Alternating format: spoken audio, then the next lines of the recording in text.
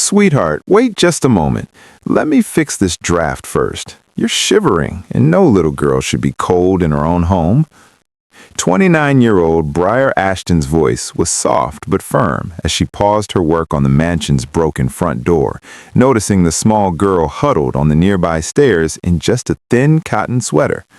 The November evening had turned bitterly cold, and while Briar had been called for an emergency door repair, the hinge broken, the lock jammed, leaving the entire entrance vulnerable, she couldn't ignore a shivering 4-year-old, even if it meant taking longer on a job she desperately needed to finish before her next call.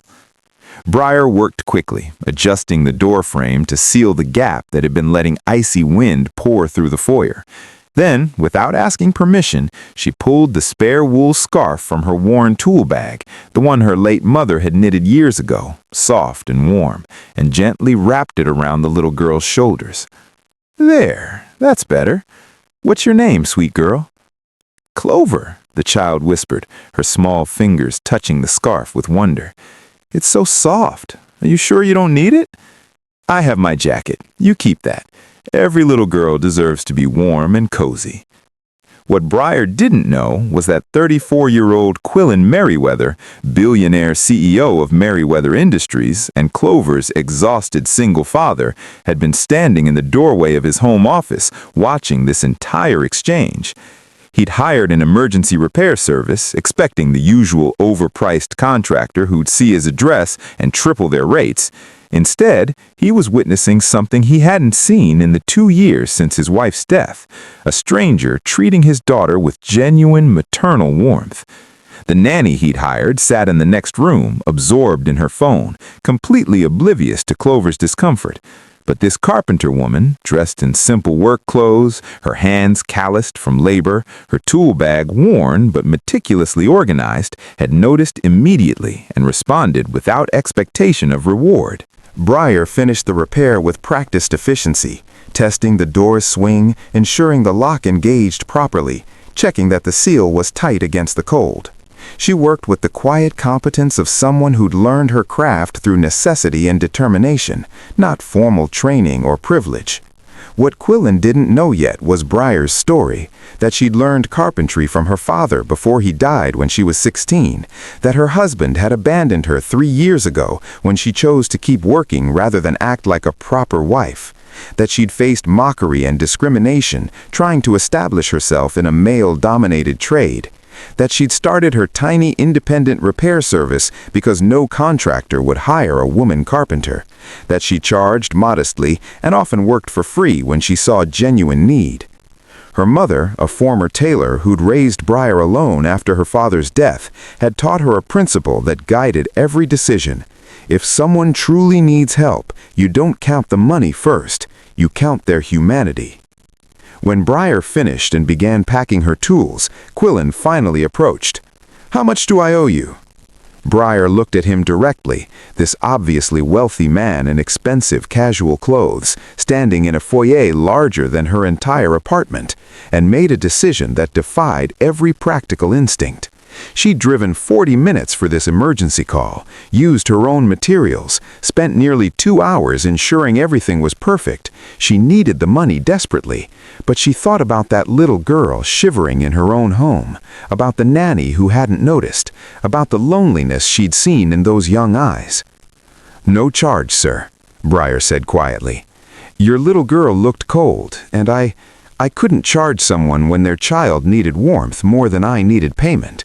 The door's fixed properly now. The draft is gone. She'll be comfortable."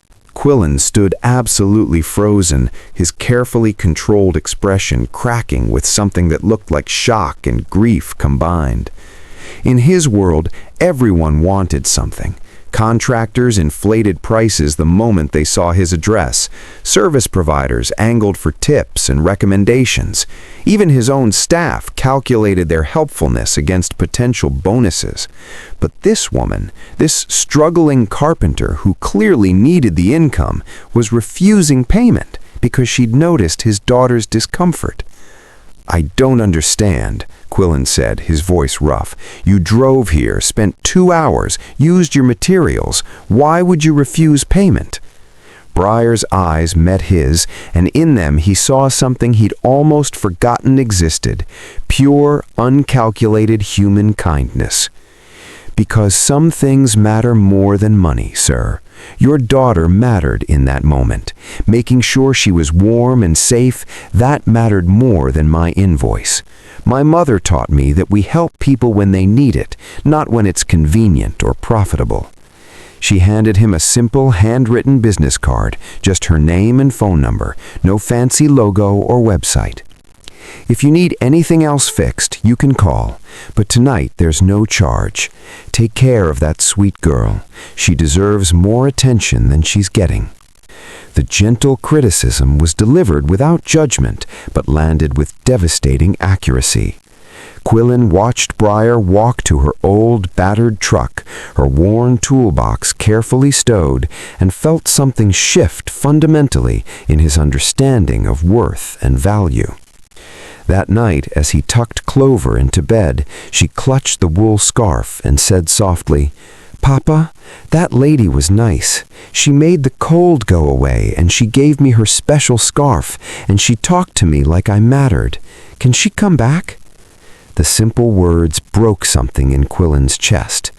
His daughter was saying that a stranger had made her feel valued in ways he, her own father, who could buy her anything, had failed to do.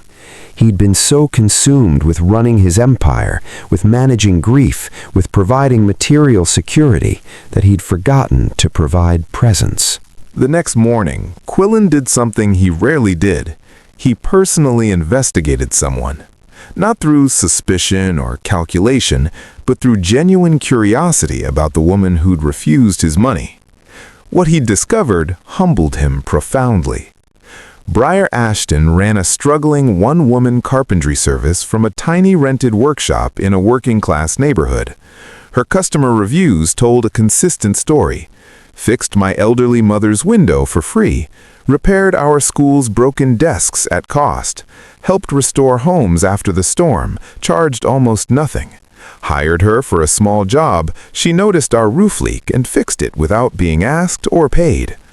She wasn't just kind to his daughter, she was consistently, quietly kind to everyone who needed help, regardless of whether they could pay. She'd built her small reputation not through marketing or connections, but through genuine service and integrity that word of mouth couldn't help but spread. Quillen learned that she'd been rejected by countless contractors who wouldn't hire a female carpenter, that she'd faced mockery and discrimination, that she'd started her independent service with borrowed tools and determination, that she lived modestly and sent most of her earnings to support her aging mother. She was everything his world wasn't: humble, authentic, focused on people rather than profit. That afternoon, Quillen did something unprecedented. He drove personally to Briar's workshop, a small, neat space with tools organized carefully, wood scraps saved for future projects, a handwritten price list that was almost comically low compared to industry standards. Briar looked up from the cabinet she was building, her face registering shock, then worry. "Mr. Merriweather? Is something wrong with the door? I can come back and—" "Nothing's wrong with the door," Quillen interrupted gently. "Everything's perfect, but I need to talk to you about something important." Briar wiped her hands nervously on her work apron, clearly uncomfortable with a billionaire standing in her humble workshop. "Sir, I meant what I said about no charge. You don't need to—" "I don't want to pay you for the door," Quillen said, his voice carrying an emotion he rarely allowed himself to show. "I want to invest in the person who fixed it." Briar stared at him, confused and wary. "I don't understand." "Yesterday evening, you noticed my daughter was cold when her own nanny didn't. You stopped your work you needed to complete to get paid, to make sure a stranger's child was comfortable. You gave her your mother's scarf, something that clearly has sentimental value. Then you refused payment because you prioritized her well-being over your own financial needs. Do you understand how extraordinary that is?" Briar's eyes filled with defensive tears. "I'm not extraordinary. I just did what any decent person would do." "But most people don't," Quillen said quietly. Most people in my world see opportunity before they see humanity. They calculate advantage before considering care. You saw a cold child and responded with immediate, selfless kindness. That's not common. That's remarkable. And I've spent the morning learning that your kindness isn't an isolated incident. It's who you are, consistently, regardless of whether anyone's watching or rewarding you. He pulled out a folder, setting it gently on her workbench. I'm not offering charity. I'm offering partnership. My company maintains hundreds of properties, offices, facilities, residential holdings. Our current contractors overcharge and underdeliver because they assume wealth means we won't notice or care. I want to hire you to oversee all our maintenance and repair work, not just doing it yourself, but building a team, training others, establishing standards that prioritize quality and integrity over profit maximization. Breyer opened the folder with trembling hands, seeing contracts, proposals, financial projections that seemed impossible. This is too much. I'm just a small carpenter. I don't have the infrastructure or experience to... You have something more important than infrastructure. You have integrity. You have genuine care for your work and the people you serve. You understand that quality matters more than speed, that people matter more than profit. Those values can't be taught. They're either present or they're not, and they're exactly what my company needs. He paused, his voice growing more emotional. My daughter asked if you could come back. In 2 years since her mother died, she's been surrounded by paid staff, expensive toys, every material comfort. But yesterday, a carpenter who had every reason to hurry through a job and collect her fee stopped to make sure she was warm. That simple act of noticing, of caring about a child's comfort over your own convenience, it reminded me what I've been failing to provide. I'm not trying to hire you because I feel guilty. I'm hiring you because your approach to work, prioritizing people's genuine needs, maintaining quality even when no one's checking, helping quietly without announcement, that's the culture I want my company to embody. You'd be teaching us as much as we'd be providing you opportunity. Tears spilled down Breyer's cheeks as the reality settled. Not just the financial opportunity, though that was overwhelming, but the recognition. This successful, powerful man wasn't patronizing her. He was genuinely saying her values, her character, her way of approaching work had value beyond manual labor. There's one condition, Quillen added. You maintain your principles. You keep your fair pricing, even with us. You continue helping people who genuinely need it, even when there's no profit. You build your team by hiring people others overlook, women, single parents, people who need second chances. Your kindness isn't something I want to purchase, it's something I want to amplify, to prove that business can succeed while prioritizing people. And, Quillen said softly, I'd like you to consider occasionally visiting Clover, not as hired help, as a friend. She responded to your warmth in ways I haven't been able to provide. I can give her everything materially, but I'm learning that she needs more than things. She needs people who notice when she's cold, who stop their important work to make sure she's comfortable, who show her that she matters beyond being the CEO's daughter. Breyer couldn't speak, couldn't process the transformation happening. Yesterday, she'd been a struggling carpenter fighting for every job. Today, a billionaire was offering not just financial opportunity, but genuine partnership, recognition of her worth beyond her labor, validation that her values had value. 6 months later, Breyer stood in her new workshop, a proper facility with equipment, space, and a growing team of employees she'd hired specifically for marginalized groups.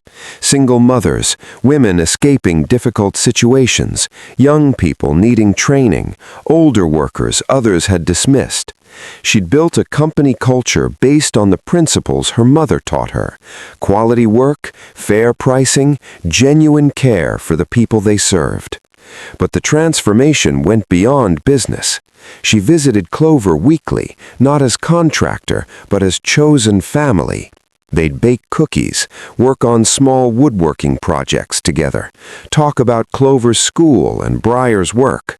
And slowly, Quillen learned from watching them, learned how to be present, how to notice, how to prioritize connection over productivity. On Clover's 5th birthday, the little girl insisted Briar sit in the place of honor at the party. And when it came time to blow out candles, Clover said to the gathered guests, Quillen's business associates, family friends, people of considerable wealth and influence, "I wished that more people could be kind like Miss Briar. She teaches me that being nice is more important than being rich, that noticing when someone's cold is more important than anything else." Later that evening, as Briar prepared to leave, Quillen walked her to her car. "Thank you," he said simply, "for refusing payment that night, for reminding me what actually matters, for teaching my daughter and me that kindness is never inconvenient if we're paying attention." Briar smiled, tears in her eyes. Thank you for seeing value in kindness, for building a business that proves compassion and success aren't opposites, for taking a moment, a small, simple choice to refuse payment and turning it into something that changes lives. That night, I just wanted to make sure your little girl was warm. I never imagined. That's exactly why it mattered, Quillen said gently. You didn't calculate return. You didn't see opportunity. You saw a cold child and responded with immediate care. That purity of motive, that's what transformed everything. Because when we give without expecting return, when we notice suffering and respond despite inconvenience, when we choose people over profit even when we desperately need the profit, that's when we become truly wealthy in the ways that actually matter.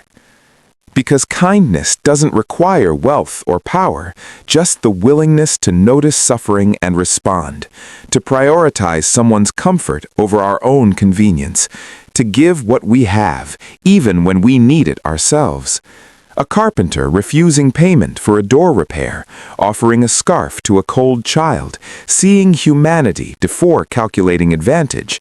These simple choices ripple outward in ways we cannot predict, proving that our smallest acts of compassion can become someone else's reason to believe goodness still exists, and sometimes become the foundation for transformation that changes multiple lives, showing that true success is measured not in what we accumulate, but in how many lives we touch through genuine, uncalculated kindness. If this story touched your heart, please like, share, subscribe, and comment. Let's spread more stories of kindness and hope together.